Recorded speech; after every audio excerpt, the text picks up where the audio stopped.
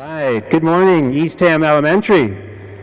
It's remarkable that it's been 80 years, I believe, probably they've been raising a flag and doing the Pledge of Allegiance. And thank you so much to everyone that came out today. We had a great event today. It is actually the 80th anniversary or 80th birthday of this building behind me, the 1936 building.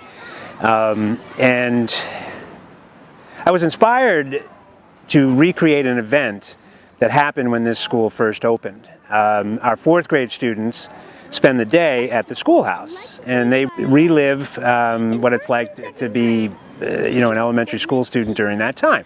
They dress in period clothes, and they spend the day there. The teachers also are in period clothes, and they spend the day teaching and learning. And I was down there and asking some questions, and a fella who's behind me now is a man named Jim Owens.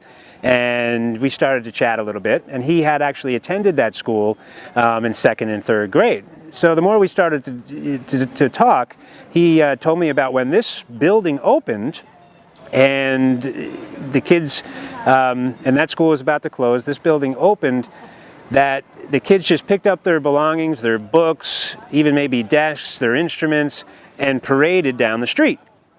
And I thought, wow, 1936, 2016, this is the 80th anniversary.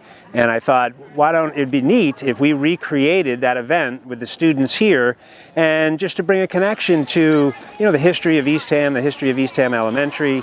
And what ended up happening was that some of the students really got involved in researching some of the people that attended the school.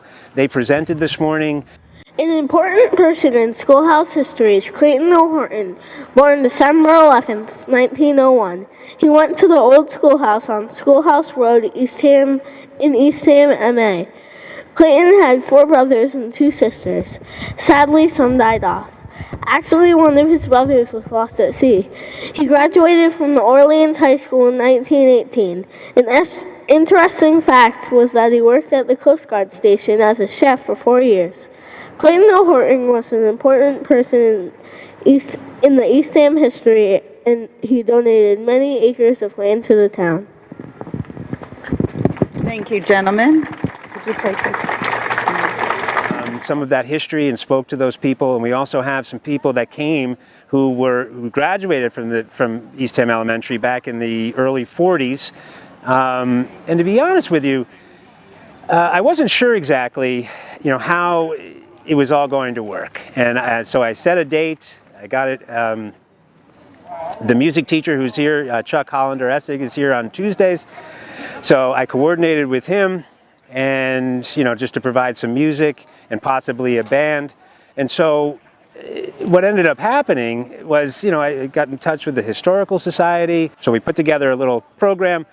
And then this morning I came to school, and Mr. Hollander-Essig was here with his students, and they were playing hot cross buns with their instruments, and I thought, it'd be great to have them, come and play and march down the street.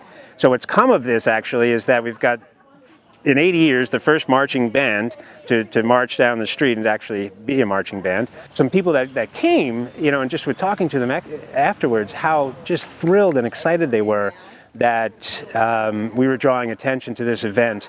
And obviously when you get on in years and you've attended school back in elementary school in the 40s, and somebody draws attention to your school, it's just so meaningful to me to be able to have that kind of impact on them, and to bring that kind of joy to their lives today. So that was exciting.